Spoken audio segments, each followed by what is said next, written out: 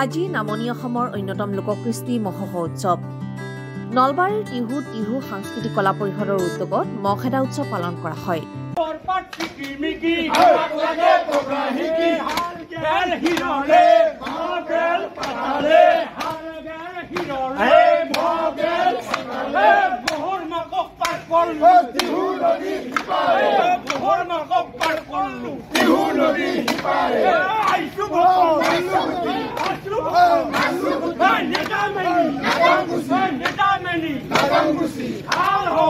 আঘোণৰ পূৰ্ণিমা তিথিত মহখেদা উৎসৱ অতীজৰে পৰা পৰম্পৰাগতভাৱে চলি আহিছে।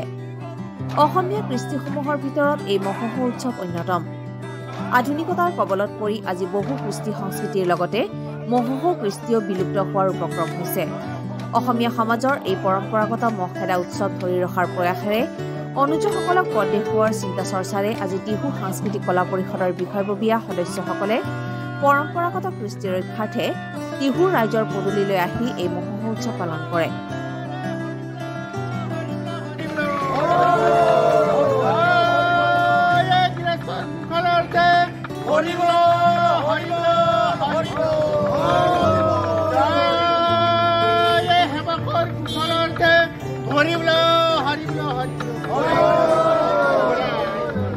টিহু সাংস্কৃতিক কলা পৰিষদে আজি প্ৰায় 13টা বছৰ আগৰ পৰা অসমৰ এই লোক সংস্কৃতি অহোহ মহোহ অনুষ্ঠানটি আমি একেৰাহে পালন কৰি আহিছোঁ আৰু এইবাৰ তৃতীয় বৰ্ষ 13টা বৰ্ষ আমি অতিক্ৰম কৰিছোঁ।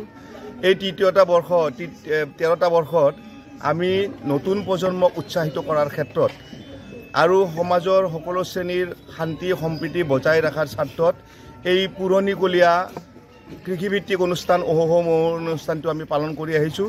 গতিকে ইয়াত আমি ৰাইজৰ সুখ শান্তি গৃহস্থৰ কুশলৰ অৰ্থে আমি এই অনুষ্ঠানটো পৰিৱেশন কৰিছোঁ আৰু ৰাইজৰ মংগল কামনা কৰিছোঁ। লগতে আমাৰ লগত যিখিনি শিশু ইয়াত অংশগ্ৰহণ কৰি আছে তেখেতসকলৰ আদৰ্শ তেখেতসকলৰ অনুপ্ৰাণিত কৰাৰ ক্ষেত্ৰত আমি তেখেতসকলৰ লগত লৈ আহি এই অনুষ্ঠানটো পৰিৱেশন কৰিছোঁ। ধন্যবাদ। পূৰ্ণিমা তিথিত মহখেদা উৎসৱ অতীজৰে পৰা পৰম্পৰাগতভাৱে চলি আহিছে।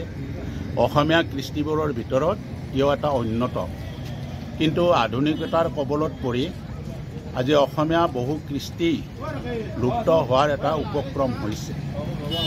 এই অসমীয়াৰ পৰম্পৰাগত এই কৃষ্টি মহখেদা যি উৎসৱ, এই উৎসৱটো ধৰি ৰখাৰ প্ৰয়াসৰে অৰ্থাৎ অনুজসকলক উৎসাহিত আৰু কিছু কনিষ্ঠ লগ হৈ টিহু নগৰত আমাৰ ৰাইজৰ পদূলিত এই মহখেদা উৎসৱ আমি পালন কৰিবলৈ ওলাই আহিছোঁ আৰু এইটো যোৱা 2008 চনৰ পৰা আমি এনেধৰণে টিহুত নগৰত আমি এই মহখেদা উৎসৱ পালন কৰি আহিছোঁ আৰু ইয়াৰ উদ্দেশ্য এটাই, সেইটো হ'ল অনুজসকলক এই কৃষ্টি ধৰি ৰখাৰ কাৰণে তেওঁলোকক উৎসাহ আৰু অনুপ্ৰেৰণা যোগোৱাটোৱে মূল উদ্দেশ্য।